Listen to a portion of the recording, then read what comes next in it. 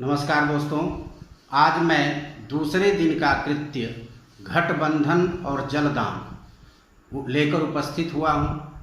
आप जानते हैं कि प्रथम दिन के कृत्य में दाहकर्ता दाह देने के बाद घर आता है और घर के सभी सदस्य नमक रहित भोजन करते हैं और दाहकर्ता सूर्यास्त से पूर्व केवल एक बार स्वयं बनाया हुआ भोजन ग्रहण करता है।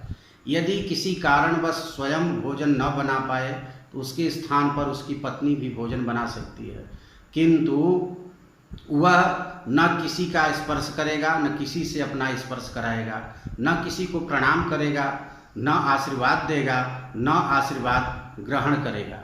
वह सबसे अलग रहेगा, भूमि पर शयन करता हुआ, संपूर्ण ब्रह्मचर्य का पालन करता हुआ और घर के जितने भी सदस्य हैं उस दिन से लेकर 10 दिन पर्यंत न कंघी करेंगे, न तेल लगाएंगे, न साबुन लगाएंगे। संपूर्ण विधि का सभी लोग ब्रह्मचर्य का पालन करते हुए 10 दिन व्यतीत करेंगे। दोस्तों, इसके साथ एक महत्वपूर्ण बात और बताना चाहूँगा।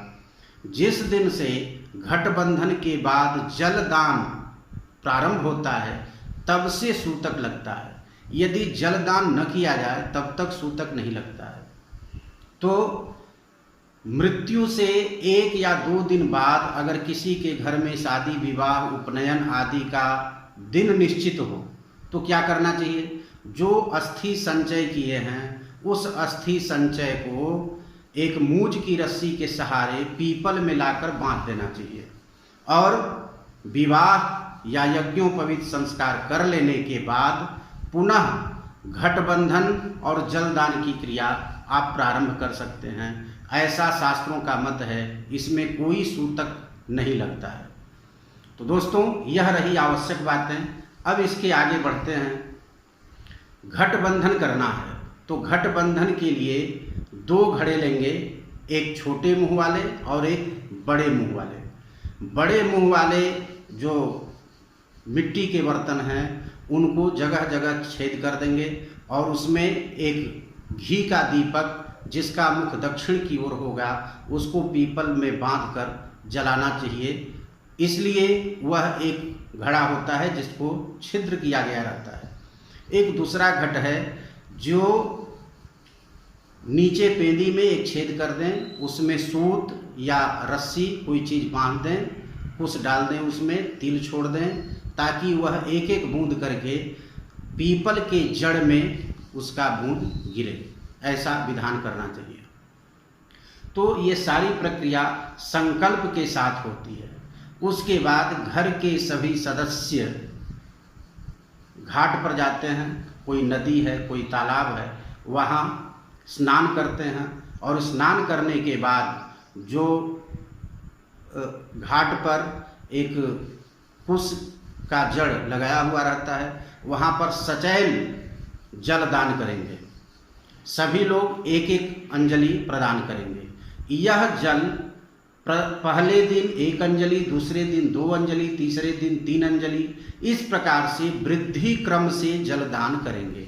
जलदान करने के उपरांत आप गीले वस्त्रों को छोड़कर सूखे वस्त्र पहन सकते हैं, किंतु दाहकर्ता जलदान करने के बाद पीपल के पास आता है। सबसे पहले वह दीपक को जलाकर उस हंडिया में रखता है जो छेद किया हुआ है और उसके बाद 1 लोटा जल उस जलदान वाले घट में डालता है जो एक एक बूंद टपकते रहता है। तो इस प्रकार से वृद्धि क्रम से एक एक अंजलि जल देना चाहिए। मान लीजिए किसी के कुटुंबी परिवार के लोग दूर रहते हैं, वह उस दिन नहीं उपस्थित हो पाए, 2-4 दिन बाद आते हैं, तब क्या करें? पिछले का भी जोड़कर वह जल दान कर सकते हैं। अब कोई ऐसा व्यक्ति जो 10वें दिन ही उपस्थित होता है, तब क्या करें? तब पहले दिन से लेकर 10वें दिन तक एक एक अंजलि वृद्धि क्रम के हिसाब से 55 अंजलि जल होता है। तो संपूर्ण 55 अंजलि जल उसे एक ही दिन 10 गात्र के दिन दे देना चाहिए। ऐसा शास्त्रों का विधान है। दोस्तों, यदि आप जो 6 पिंडदान पहले बताए हुए हैं, मृतक से लेकर स्मशान तक अस्थि संचय पर्यंत, यदि आप नहीं कर पाए हैं तो उसका भी ऊह करके, शास्त्र बताते हैं कि ऊह कर लीजिए, अपकर्षण कर लीजिए, और उन 6 पिंडों का भी दान 10 गात्र के दिन आप कर सकते हैं, ऐसा विधान है। तो यदि किसी का 6 पिंडदान छूट गया है तो वह 10वें दिन भी सभी पिंडों को मिलाकर पिंडदान कर सकते हैं। एक संकल्प के माध्यम से उसको किया जा सकता है। दोस्तों, ये 10 गात्र की विधि है। 10 गात्र की विधि को मैंने पहले भी बताया है। तो इस प्रकार से 10 गात्र के सभी नियम को पालन करना चाहिए और उसमें सभी को सहयोग करना चाहिए और सभी लोग मिलजुल कर इस काम को करें। इससे उस मृतक के आत्मा को शांति मिलती है, इसमें रंज मात्र भी संदेह नहीं है। दोस्तों, इसी के साथ आज मैं अपनी वाणी को विराम देता हूँ। अगले वीडियो में पुनः आपके समक्ष उपस्थित होऊंगा। तब तक आपका दिन शुभ हो, आपका मंगल हो।